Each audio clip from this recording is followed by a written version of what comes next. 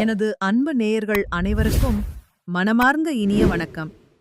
நம்ம தனுசு ராசிக்கார நேயர்களுக்கு இன்னைக்கு நாம பார்க்க போற இந்த முக்கியமான வீடியோ பதிவுக்குள்ள முழுமையா போறதுக்கு முன்னாடி கலியுகக் கடவுளான அந்த முருகப்பெருமானை மனதார வணங்கிட்டு அப்புறமா வீடியோ பதிவுக்குள்ள போகலாங்க. ஓம் முருகா போற்றி, ஓம் முருகா போற்றி, ஓம் முருகா போற்றி. என்னை காக்கும் அன்பு தெய்வமே கந்தா போற்றி. கண்டிப்பா உங்களுக்கு நல்லதே நடக்கும். இனி நல்லது மட்டும்தான் நடக்கும். நம்பிக்கையோட இருங்க.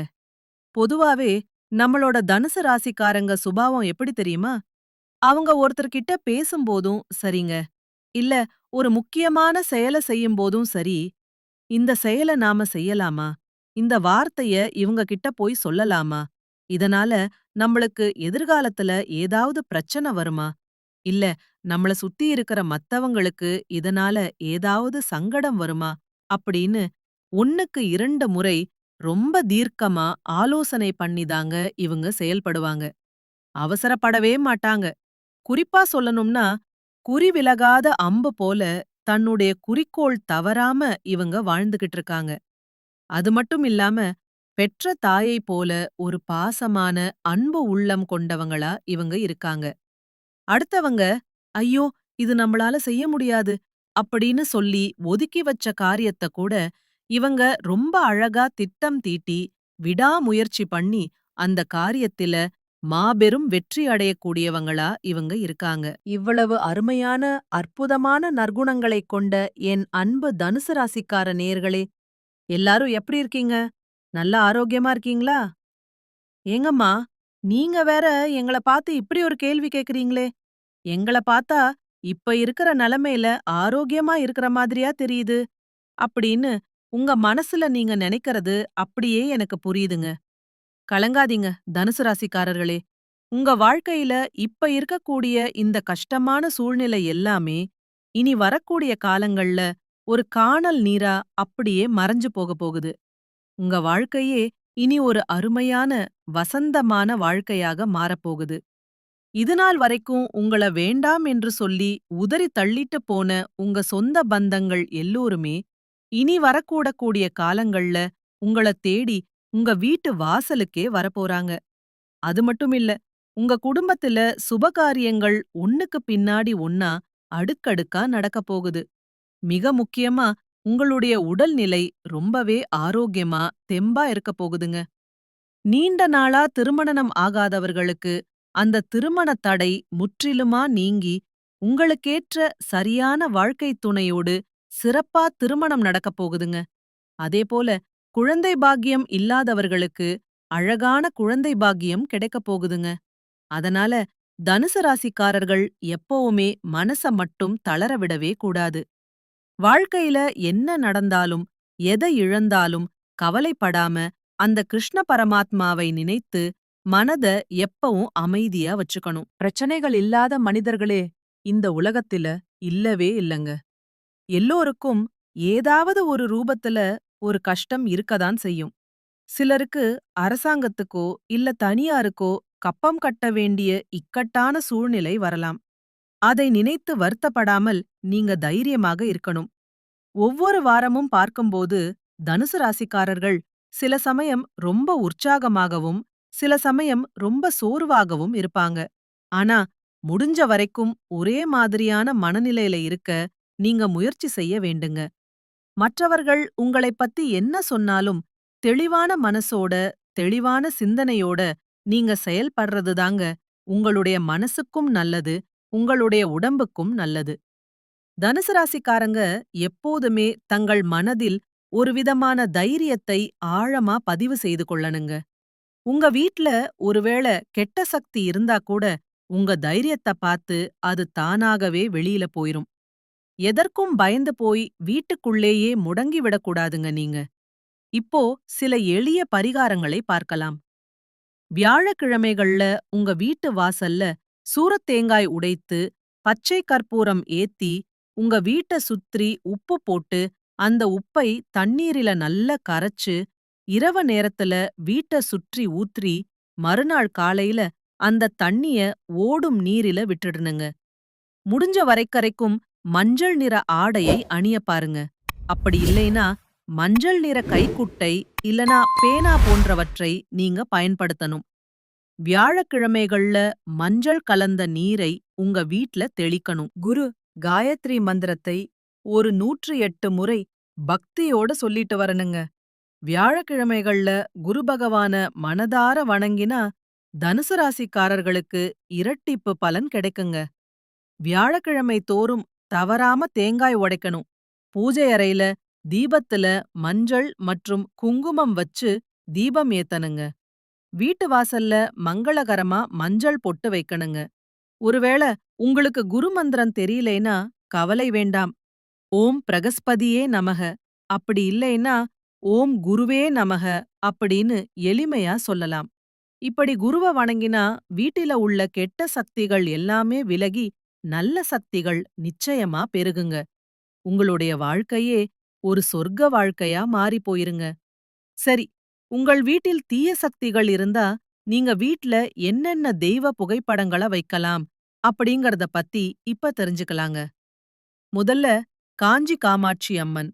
தீய சக்திகளை அழிக்கக்கூடிய அபாரமான சக்தி இந்த தெய்வத்துக்கு இருக்கு. இவங்க படம் வீட்ல இருந்தா தைரியம் மற்றும் பாதுகாப்பு தரக்கூடியதா இருக்கும். அடுத்ததா காளி மற்றும் பத்ரகாளி. இவங்க கெட்ட சக்திகள் மற்றும் கண் திருஷ்டியை விலக்க உதவுவாங்க.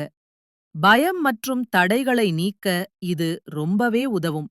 அப்புறம் மகாவிஷ்ணு. இவர் மன அமைதி மற்றும் பாதுகாப்பு தரக்கூடிய தெய்வம். எதிர்மறை எண்ணங்களை குறைக்கறதுக்கு இந்த தெய்வம் உங்களுக்கு ஒரு பெரிய பாதுகாப்பா இருக்கும். அடுத்தது ஆஞ்சநேயர்.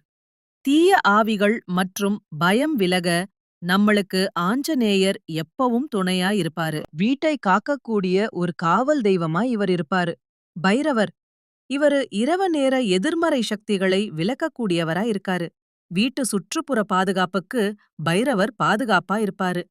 நரசிம்மர். தீய சக்திகளை முற்றிலுமா அழிக்கக்கூடிய சக்தி இவருக்கு இருக்கு.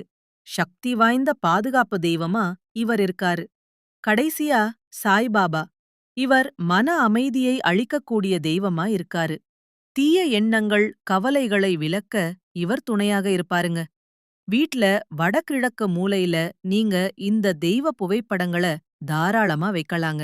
அப்படி இல்லனா கிழக்கு அல்லது வடக்கு சுவர் இருக்கிற இடத்துல நீங்க தெய்வ புகைப்படங்கள வச்சீங்கன்னா தெய்வ அருள் முழுமையா உங்களுக்கு கிடைக்குங்க.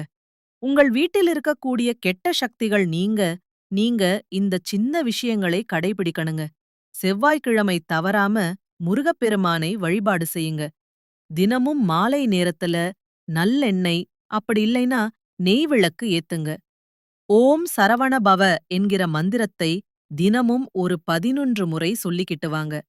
வாரம் ஒரு முறை பக்கத்துல இருக்கிற அம்மன் கோயிலுக்கு போய் அம்மனை மனதார வணங்கிட்டு வாங்க. பிரதோஷ நாட்கள்ல சிவபெருமானை வணங்கிட்டு வாங்க. செவ்வாய்க்கிழமை அன்னைக்கு அசைவம் சாப்பிடுறத நீங்க தவிர்ப்பது ரொம்பவே நல்லதுங்க. குங்கும அர்ச்சனை செய்யறது பெண்களுக்கு ரொம்பவும் நல்லதுங்க. வீட்ல கொஞ்சம் வேப்பிலைய வச்சிருங்க. நவக்கிரகத்தில செவ்வாய் பகவானுக்கு வழிபாடு செய்யுங்க. வீட்ல ஒரு கண் திருஷ்டி பொம்மையை தொங்க விட்டுருங்க. செவ்வாய்க்கிழமைகள்ல சிவப்பு நிற உடை அணிஞ்சுக்கோங்க. நெற்றியில எப்பவும் குங்குமம் மற்றும் சந்தனம் வச்சுக்கோங்க. வலது கையில ஒரு செம்பு காப்பு போட்டுக்கோங்க. வாரத்துக்கு ஒரு முறை மறக்காம கடுகு மற்றும் உப்பு வச்சு திருஷ்டி சுத்தி போட்டுக்கோங்க. உங்க வீட்ட தினமும் சுத்தமா வச்சுக்கோங்க. உடைந்த கண்ணாடி மற்றும் பழைய பொருட்கள தயவு செஞ்சு அகற்றிட்டுருங்க. வெளிய போறதுக்கு முன்னாடி உங்க இஷ்ட தெய்வத்த நினைச்சிட்டு அப்புறமா வெளியில கிளம்புங்க. சரியான உறங்குற நேரத்துல உறங்குங்க. காலையில வெறும் வயிற்றில வெந்நீர் குடிங்க. வாரத்துக்கு ஒரு நாளு எண்ணெய் தேய்த்து தலைக்கு குடிங்க. கோபத்த எப்பவும் கட்டுப்பாடோட வச்சுக்கங்க. தேவையில்லாம பெருமை பேசாம இருக்கறது உங்களுக்கு ரொம்பவும் நல்லதுங்க. எல்லோர்கிட்டயும் உங்க ரகசியத்த பகிரக்கூடாதுங்க. மனம் கலங்கும்போது எதுவுமே பேசாம மௌனமா இருந்துக்கோங்க. தினமும் குறைஞ்சது ஒரு 5 நிமிஷம் தியானம் பண்ணுங்க. தீய வார்த்தைகள பேசுறத தவிர்த்துருங்க.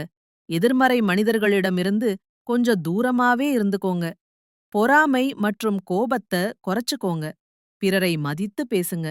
தினமும் எல்லாத்துக்கும் நன்றி சொல்லும் பழக்கத்த வச்சுக்கோங்க. உணவு முறையில செவ்வாய்க்கிழமை சுண்டல் மற்றும் பயிரை தானமா கொடுங்க. ஏழைகளுக்கு உங்களால முடிஞ்ச உணவு வழங்குங்க. பொன்னாங்கண்ணி கீரை மற்றும் அகத்திக் கீரை உங்களுடைய உணவுல அடிக்கடி சேர்த்திக்கோங்க. காரம் அதிகமா சாப்பிடாதீங்க. முடிஞ்ச வரைக்கும் காரத்த தவிர்த்துக்கோங்க. வாரத்துக்கு ஒரு நாளு பழம் மட்டும் சாப்பிட்டு விரதம் இருங்க. வெல்லம் கலந்த நீரை தினமும் குடிங்க. சிவப்பு பூ தானமா கொடுங்க. வீட்ல தினமும் விளக்க முன் நீர் வச்சிருங்க.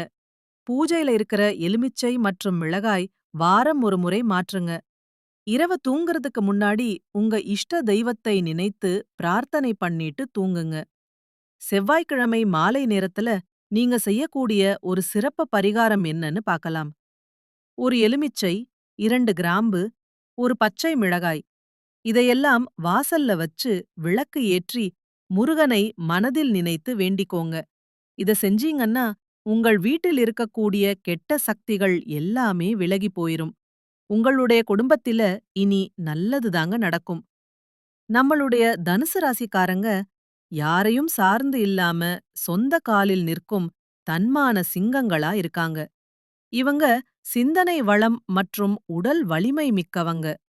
எதிரிகளை வீழ்த்தும் தகுதி இவங்க கிட்ட இயற்கையாவே இருக்கு. கடுகை போல சிறுத்தாலும் காரம் குறையாது போல வாழ்நாள் முழுவதும் இந்த இயல்புகள் இவங்க கிட்ட இருக்கும். பிறவி குணம் போல இது சாகும் வரை மாறவே மாறாது. தனுசு ராசிக்காரங்க எப்போதுமே தனது சொந்த உழைப்பால் வாழ வேண்டும் என்று நினைக்கிறாங்க. பிறர் தயவை இவங்க ஒருபோதும் விரும்ப மாட்டாங்க. கடந்த 5 வருடங்களாக தனுசு ராசிக்காரங்க பல கஷ்டங்களை ரொம்பவே அனுபவித்து வந்திருக்காங்க. எங்கு தவறு செய்தோம், ஏன் இப்படி இருக்கிறோம் என்ற கேள்விகளுடன் சரியான திட்டமிடுதலுடன் செயல்பட்டும் பல தடைகள் ஏற்பட்டு வந்துச்சு. எதிலும் ஒரு தெளிவு இல்லாமல் இருந்த நிலை மாறி இப்போது குருவின் அதிசார பெயர்ச்சியால் அடுத்த 48 நாட்கள் சிறப்பான அதிர்ஷ்டம் உங்களை தேடி வர வாய்ப்பிருக்கு.